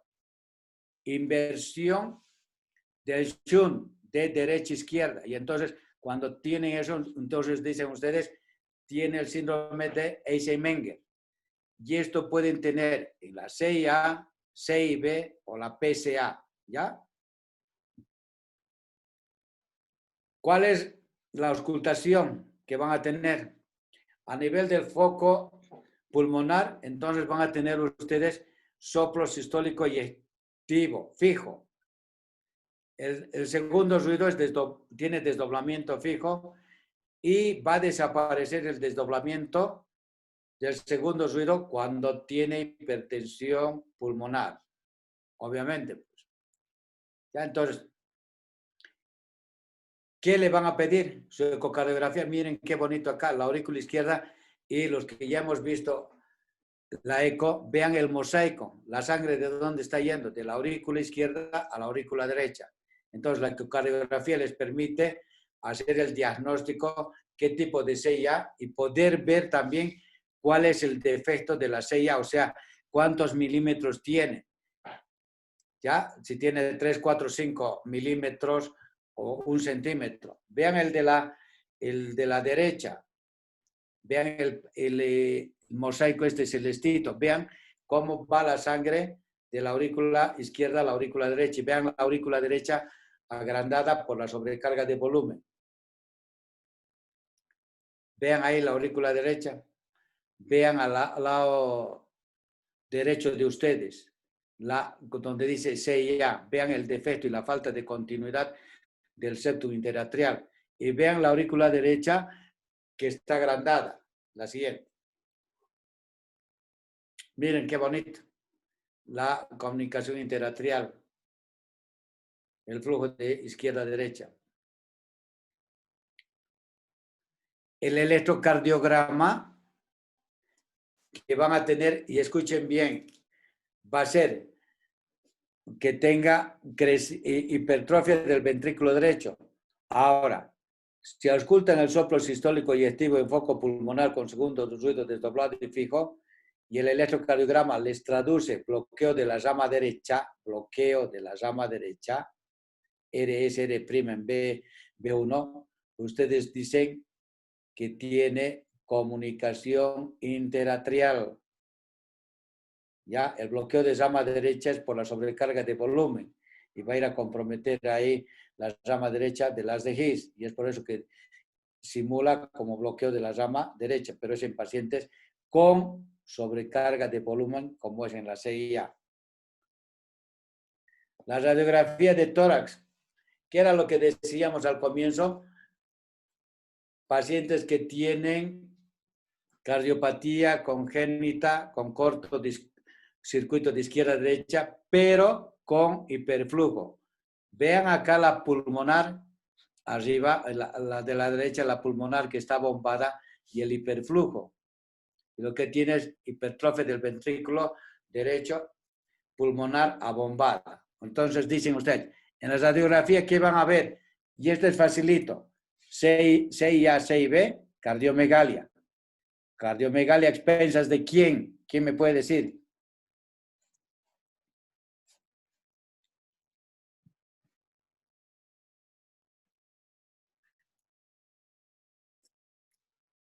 ¿Se han ido a dormir o qué? ¿Del ventrículo derecho, doctor? Claro. Sol, estás muy bien. Lo que quiero que entiendan, si hay sobrecarga de volumen hacia el lado derecho, ya es lógica que digan, está creciendo, les he dicho, ¿no ve? La aurícula derecha y el ventrículo derecho. O sea, ¿qué ventrículo va a tener en la CIA, CIB? El ventrículo derecho va a estar agrandado por sobrecarga de volumen, ¿ya? En las dos patologías. Porque la sangre está yendo de la aurícula izquierda, ¿a quién? A la aurícula derecha. ¿Quién va a recibir la sangre? Ventrículo derecho. ¿Quién va a estar agrandado? La cardiomegalia va a ser a expensas del ventrículo derecho y el hiperflujo va a condicionar abombamiento de la arteria pulmonar. La siguiente. Les van a hacer el cateterismo cardíaco, que hoy ya no utilizan. Desde que hay la ecocardiografía, ya no hay. Pero acá lo que les quiero dar no hay cateterismo para la CIA con la eco. Son las presiones y lo que hacían antes, ¿ya? O sea, para ver el gasto, para ver el QPQS es esto, ¿ya? La siguiente. ¿Quieren que les explique esto o entienden o no entienden? ¿Podría explicarnos, doctor? Ya. Ahora ya estoy contento porque pensé que se habían ido. Ya estaba llorando yo. Tienen acá, escuchen bien.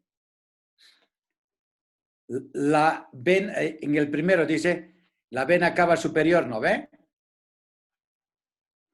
Tiene el que es café, es la presión en milímetros de mercurio, y el azulito traduce la saturación de oxígeno que tiene a cada nivel del cuerpo.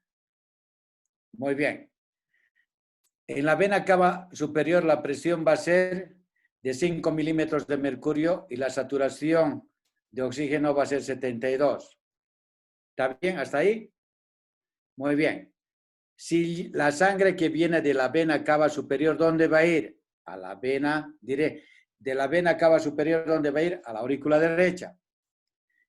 En la aurícula derecha tiene la presión que es de 5 y tienen una saturación de 84. ¿Alguien me puede decir qué ha pasado? Si tiene acá, la vena cava tiene 72, ¿por qué 84? ¿Por qué? ¿Quién me puede contestar? Va a tener 10 puntos. Porque se está Flujo de sangre mezclando que está con... viniendo de la aurícula izquierda hacia la aurícula derecha. Porque Ya, eso es ahora sangre oxigenada que llega a la aurícula derecha. Digo izquierda. Sebastián, excelente. Ahora, por eso les digo, tan bonito, por eso yo me quedaría con mi doctor toda la noche ahí aprendiendo todo esto. Doctor, continúe, porque pues, es que es alucinante para nosotros. Vean, les voy a dar, como dice, mira, si no hay, escuchen bien, si no hay, esto es cuando tiene defecto, el esquema este. Si el septum interatrial está intacto, escuchen bien, en la vena cava superior sería 5,72, ¿no ves? La presión y la saturación. Si está intacto el septum, la aurícula derecha va a ser 5,72. El ventrículo derecho va a ser 31,372, ¿verdad? Porque no hay contaminación de sangre oxigenada que vaya al lado derecho del corazón. Toda la sangre del lado derecho es sin oxigenarse. ¿Por qué la diferencia? Entonces, lo que comentaba Sebastián, porque si hemos dicho que es cortocircuito de izquierda a derecha, de la aurícula izquierda ya es sangre oxigenada. Entonces, está pasando sangre oxigenada a la aurícula derecha. De ahí es que el cambio de la saturación va a ser diferente. De 72 pasó a 84. Esa es la traducción. ¿Está bien? ¿Ahora entienden? Sí, doctor. Ya. Ahora escuchen bien. Cuando veamos el tratamiento, va a depender del orificio, del tamaño. No es igual un defecto de 2-3 milímetros que 1 centímetro, ¿verdad? ¿Por cuál va a pasar más sangre? ¿Por el de 2 milímetros o por el de 1 centímetro? mayor cantidad de sangre oxigenada, ¿por cuál va a pasar? 1 centímetro. Obvio. Entonces, cuando hacen el cateterismo cardíaco, entonces, acá la saturación ya no va a ser 84, va a ser, por decirte, 90, porque tiene mayor cantidad de sangre oxigenada. ¿Está bien? Ahora, ¿a qué quiero llegar con ustedes? A que cuando pedimos nosotros, ¿cuál es la relación QP-QS? ¿Qué quiere decir? Flujo pulmonar y flujo sistémico. Es la relación que va a haber de sangre sistémica a la pulmonar. Y de acuerdo a esa relación, ustedes van a decir, tiene una CIA grande, pequeña, media, o es quirúrgica o no es quirúrgica. ¿Ya? Y esto lo pueden hacer por ecocardiografía, pero acá es para explicarles, digamos, la parte de hemodinámica.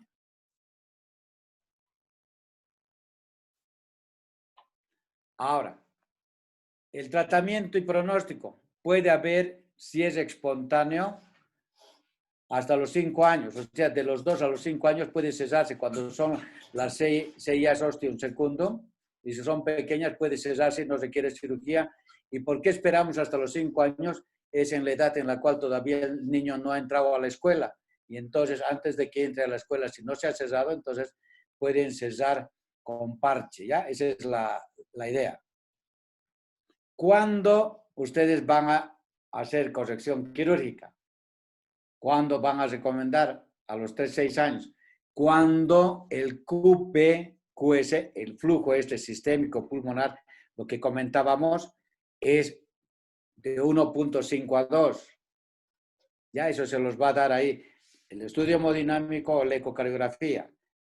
QP es el flujo pulmonar y QS es el flujo sistémico. Y la mortalidad es menos del 2%. Ahora bien, en los pacientes operados mayores de 40 años, ¿qué tenemos que tener cuidado? Control de arritmias auriculares que puede tener FA o embolias cerebrales. ¿A qué llaman ustedes embolia paradójica? ¿A qué llaman? Porque van a escuchar, porque le dio embolia paradójica. Oiga, doctor, nunca he escuchado. ¿Quién me puede decir? Doctor, es un émbolo que pasa directamente por la comunicación interauricular y puede causar una embolia en el cerebro o en otros órganos ya de la circulación sistémica.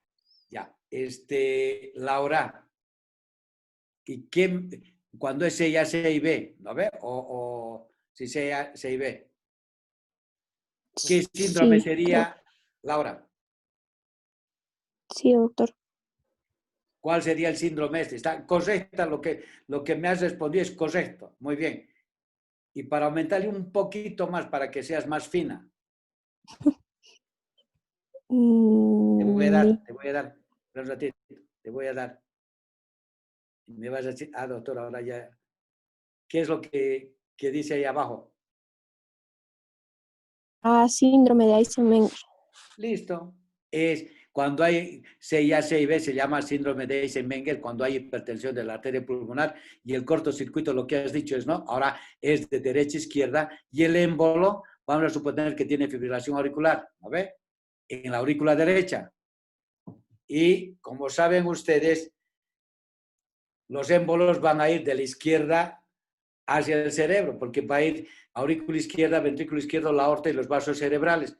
Y me está hablando de embolia paradójica, ha hecho ACV porque tiene ha hecho embolia paradójica, pero ya saben ustedes, ¿no? Entonces, ustedes van a captar rápido, pues entonces hizo el émbolo de la aurícula derecha, se fue a la aurícula izquierda porque tuvo mayor presión, debe tener su comunicación interatrial, ha tenido que tener mayor presión, ha invertido las presiones, hipertensión arterial pulmonar, lo que traduce que tiene Eisenmenger y ha condicionado su ACV.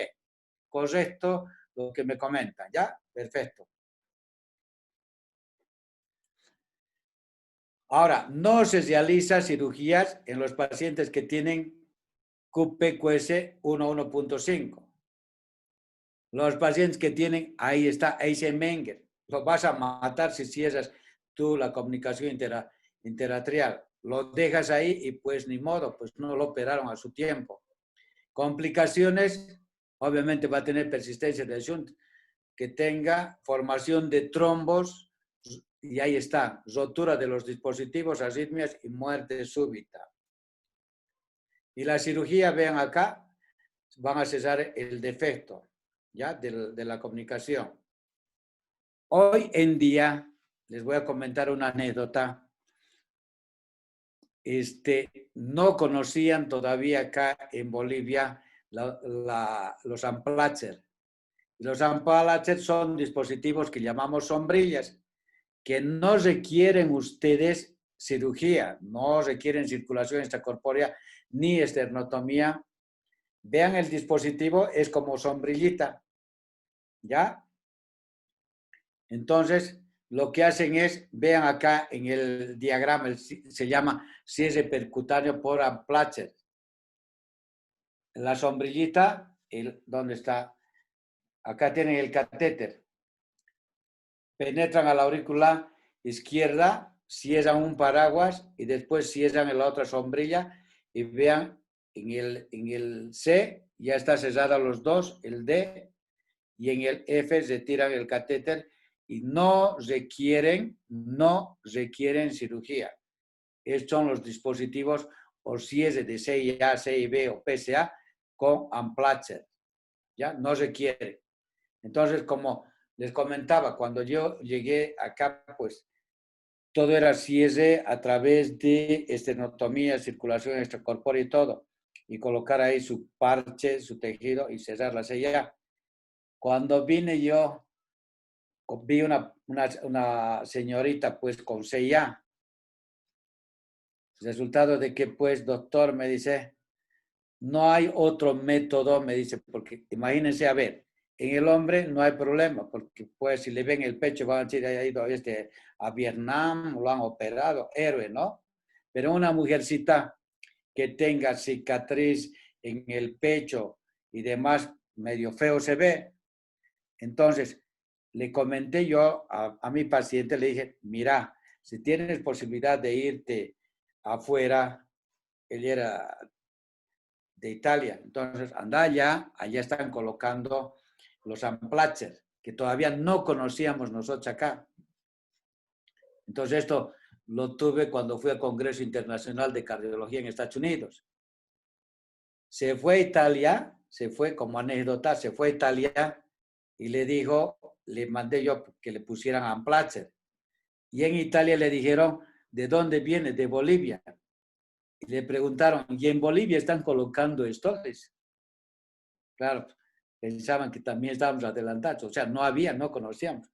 Pero con la tecnología y el avance que hay, pues, o sea, ustedes pueden decir, los que van a hacer cardiología o algo, las dos alternativas que hoy pueden presentar ustedes a sus pacientes. Si tienen escasos recursos, obviamente optarán por el cierre quirúrgico, como lo que han visto, hacer esternotomía, circulación extracorpórea, y si tiene dinero, pueden indicarle no cirugía, hacerle esto como cateterismo cardíaco y colocarle el Amplatzer. 24, 48 horas y el paciente está fuera del hospital y sin la cirugía. ¿Ya? Entonces, este tratamiento pueden hacerlo en la CIA, CIB y PSA para que ustedes vean. Y acá está, miren, colocación del Amplatzer. Vean ahí la comunicación interauricular, aurícula izquierda de la mano izquierda, aurícula izquierda, aurícula derecha, y vean el defecto. Y acá están viendo en el B cómo están colocando los dispositivos y en el C ya es el cierre del defecto y que no ha requerido cirugía. Ahora, la ecocardiografía les va a permitir ver en el inciso, en la figura A, cuál es el tamaño del defecto que tiene. ¿Por qué tienen que medir el defecto? Para ver qué tipo de Amplatzer le van a colocar. Si se fijan, permítanme un segundito. Acá está más clarito. En el primero, ven arriba el septum interatrial, ¿verdad? tiene que tener soporte, el de arriba y el de abajo, para que pueda hacer en la figura C el anclaje del Amplatzer. Este tipo de cirugías lo harán ustedes cuando tienen sella de tipo ostium secundum. Si les pregunto yo, a ver, me van a contestar así, quiero un razonamiento. En el número 1, que tiene comunicación interatrial ostium primum, ¿funcionaría la colocación y el tratamiento del Amplatzer, sí o no?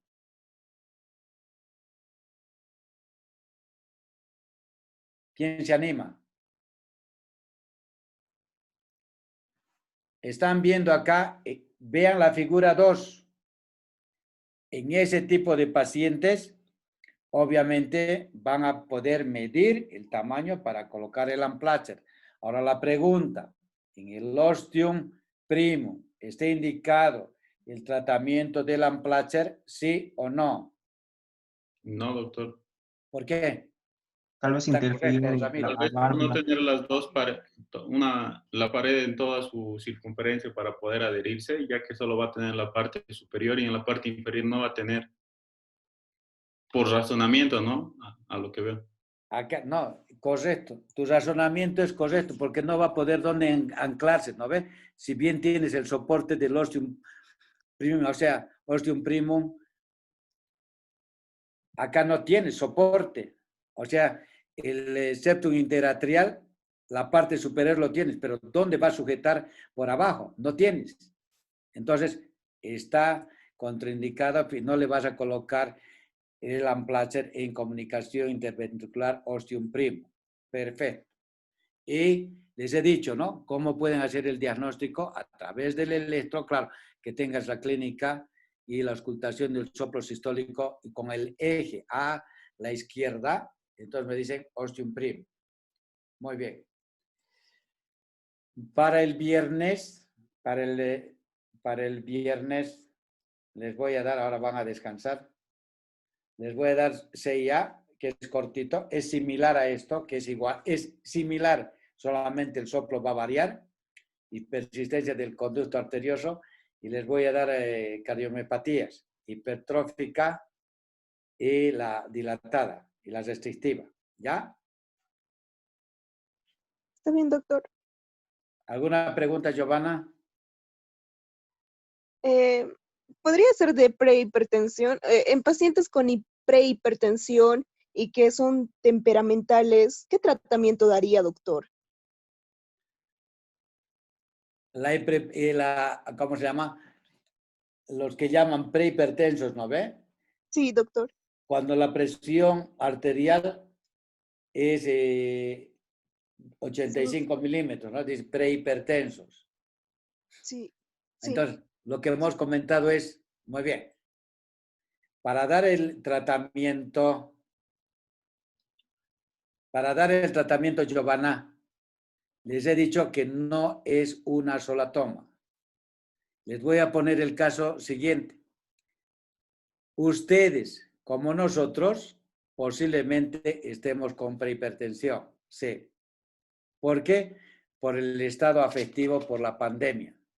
Todo el mundo, yo creo que está hipertenso por el estado de tensión, estrés.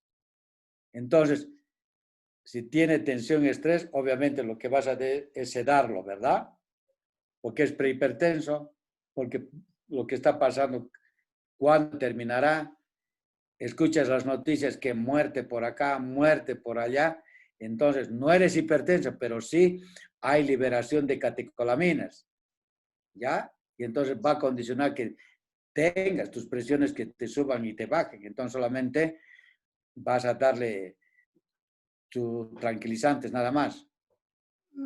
Pero si a pesar de eso continuar, entonces ahora le vas a hacer monitoreo, lo que llamábamos el mapa. Porque hemos comentado que el tratamiento va a ser ¿qué?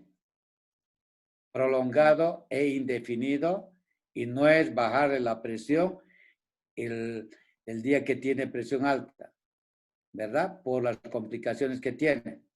Es como cuando les tomamos el examen final, que les falta nota. ¿Qué haces? Vas a tener hipertensión reactiva, secundario al estrés y secundario liberación de catecolaminas. Y no porque se te eleve la presión durante el examen te voy a dar yo medicamentos antihipertensivos. El error número 1 es, Giovanna, cuando te detesto la primera vez y que te digo que eres hipertensa y te doy el medicamento, lo que quieras, calcio antagonistas, IECA, guara, que llegaste, vamos a suponer que llegues a mi consultorio tú y me dices, doctor, me han comentado que tengo la presión alta. ¿Cuánto tiene? 130/85. Sí, tiene prehipertensión. Perfecto. Está. Y no me va a dar medicamento y como yo ingenuo, pues no sé farmacología, te doy, vamos a suponer, los sartán, 50 miligramos. Al día siguiente me llamas y me dices, doctor, mi presión está a 60/40, de la que usted me detectó 140/90 ayer en su consultorio. ¿Qué pasó? Lo que tú eras hipertensa reactiva y yo cometí el error de darte medicamento antihipertensivo antes de poder cerciorarme que tienes hipertensión arterial. ¿Correcto? Sí. O sea, no, escúchame bien, si has visto la primera, no es bajarte la presión, ¿verdad? Sí. Tengo que estar seguro de que sí eres hipertensa. Tengo que estar yo seguro, por eso no es de que a la primera toma Giovanna agarre y te dé el medicamento y tenga más efectos colaterales. Entonces, te controlaré y si eres hipertensa reactiva, te daré, por decirte, alprazolam, clonazepam y lo que tú gustes y con el cual te controlaré y veremos cómo estás. ¿Ya? Sí, ok, doctor. ¿Qué más? Ahora que llevan las preguntas, pues, porque si no, después yo les voy a preguntar. Pregunten, Gracias. chicos, jóvenes.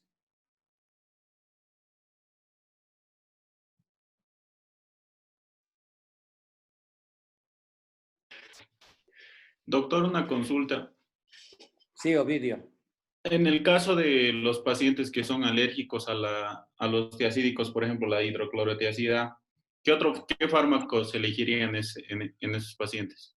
No, le das diuréticos de asa, le das furosemida. ¿Directo? Claro. No hay... Ah, ya.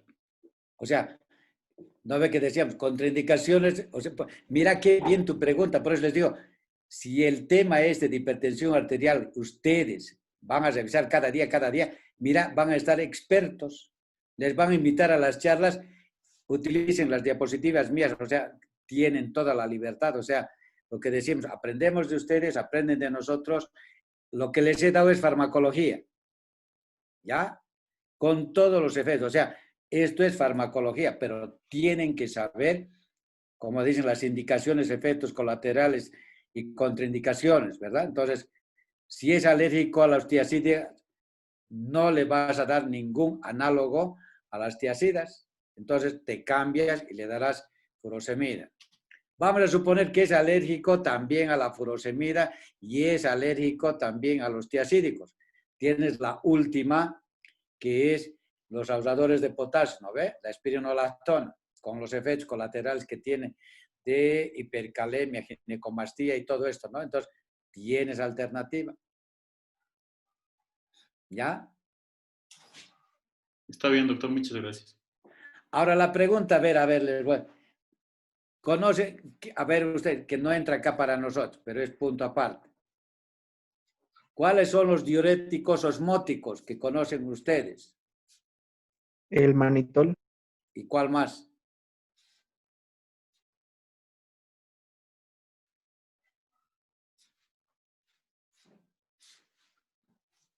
Ahora sí que les agarré en curva o en recta.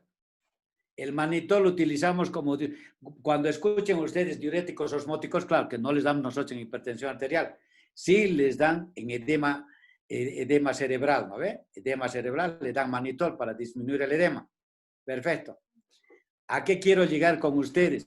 Y esto es bonito, pues por eso les digo, no vamos a hablar cardiología, hablamos de todo, la utilización de los medicamentos en diferentes patologías y el uso y contrauso de los medicamentos. ¿Qué pasa, para que ustedes recuerden, qué pasa en el paciente que tiene hiperglicemia de 400?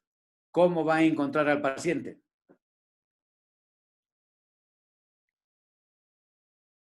¿Ha llevado endocrinología todavía? ¿Diuresis osmótica? No, ¿qué pasa? Porque, está muy bien. ¿Cómo te llamas? Un coma Joana. diabético. Norma. ¿Quién me ha contestado? Sí, ¿Norma o qué? La segunda, Norma, ¿no? bueno, yo dije coma diabético. ¿Perdón? Coma diabético. No, ya, va a tener, claro, va a entrar en coma. Ya, ahora les voy a preguntar, a ver, nos vamos a salir del tema, pero van a aprender porque estamos en diuréticos, ¿no? O sea, y esto es bonito para ustedes, para que aprendan y sepan la fisiopatología. ¿Por qué el paciente diabético que entra con 400, qué es lo que va a encontrar en la clínica? Así facilito, ya me lo han comentado. ¿Qué va a encontrar en la clínica? Diuresis osmótica. No, Diuresis. clínica, el paciente, ahí estás. No sabes, está en coma. ¿Cómo sabes que es por hipoglicemia o por hiperglicemia? Está en coma y estás tú con el paciente. No hay más familiar, llegaron, ni nadie sabe si es diabético o nada. ¿No ve? Por clínica. O alguien te chismoseó y te dice, parece que es diabético. Yo, parece que es, ¿no ve? Muy bien. ¿Qué hicieran ustedes?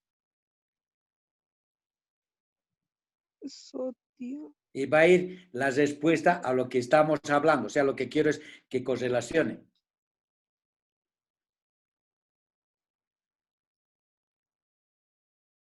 Que me responde va a tener una salteña con su Coca-Cola, combo. Bueno, para tener, digamos, una idea, lo ideal sería hacerle una, ¿cómo se llama? Medirle la glicemia, ¿no? Para Ya. saber. Norma. Sí. Excelente. Muy bien. Vamos a suponer que estás en CLISA y no hay glucómetros. No hay. Ya te arruiné ya, ¿no? Entonces, ahora me dices, el doctor ya me la puso más difícil. Y solamente te digo clínica, no laboratorial. Porque si tienes el laboratorio vas a tener si es hipoglicemia o hiperglicemia. ¿Ya qué quiero llegar? Doctor, Estamos hablando de diurético osmótico. Dime. en la hiperglicemia habría sobre todo lo que es latidos cardíacos acelerados. Y en una hipoglicemia encontraríamos, no sé, un temblor, además de que el paciente está totalmente desorientado y sudoroso. Sudorosos, ya, correcto, perfecto. Ahora les voy a dar el tip, ¿ya? Así de facilito. Va a decir, este doctor nos saca en curva y contracurva, pero es importante. Así facilito. Los pacientes que tienen 300, 400 miligramos de su glucosa, entonces yo voy a volver a lo anterior. ¿Cuáles son los diuréticos osmóticos que me comentaban? Me dijeron el manitol y la dextrosa. Y si el paciente tiene 300, 400, ¿cuáles? Ahora van a correlacionar ustedes. Si tiene 300, 400 de glucosa, su glicemia, el paciente, ¿qué les va a referir? Que tiene polifagia, polidipsia y poliuria. Y si tiene poliuria, ¿qué quiere decir? Que es diurético osmótico a estas cifras y valores la glucemia. Entonces, en la clínica, ¿qué vas a encontrar? Si está orinando todo el día, el paciente va a estar Hipotenso. Deshidratado. esa es la respuesta. El paciente va a estar seco, deshidratado. Mira, tan bonito.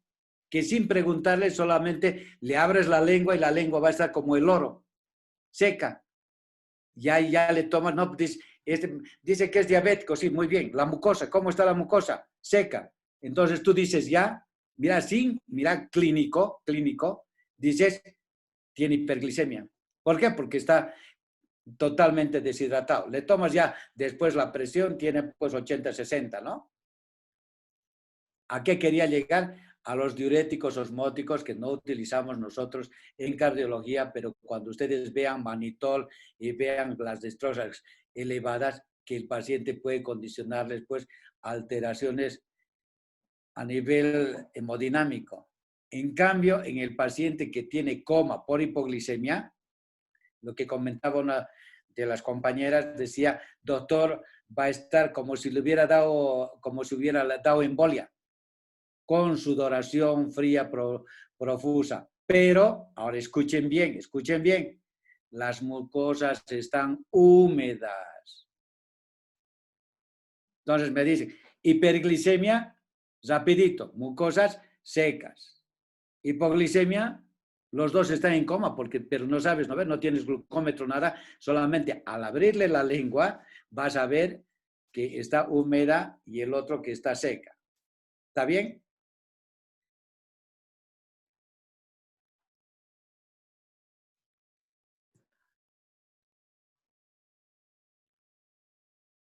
¿Captaron o no captaron? Sí, doctor. Listo. Entonces ahora, como decimos, van a ir a descansar y desde mañana agarren lo que es hipertensión, porque ahora ya lo tienen. No hay excusa que me diga, no nos ha dado. Y para el viernes les voy a dar la comunicación interventricular, que es bonito que vayan viendo persistencia del conducto arterioso, que vayan viendo, y las dudas que tengan sobre esto, pregúntenme, porque la charla se hace más bonita y no monótona que yo lea y no les diga nada.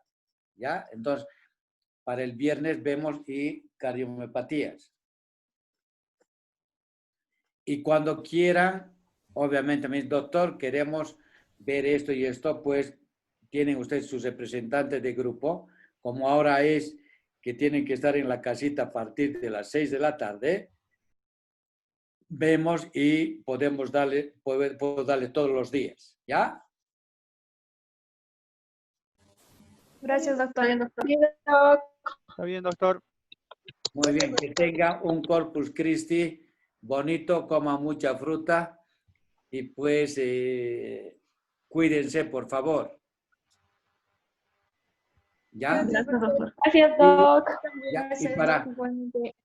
Gracias. Y para mi grupo, perdón, que tiene examen el viernes a las 10 de la mañana, los espero en mi consultorio, el grupo 1 de práctica, para que den su examen, ¿ya? 10 de la mañana. Sean puntuales, por favor. Listo, doctor, ahí nos vemos. Ya, solamente es el único grupo que... Denme chance con ustedes los otros grupos para darles también, o sea, no van a estar juntos y darán uno por uno, pues.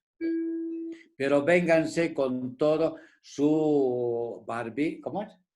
Su barbijo, sus lentecitos, por favor, y no estén exponiéndose, por favor, ¿ya? Y cuídense. ¿Ya? Los veo el viernes. Que tengan buenas noches y felicidades. Me ha gustado.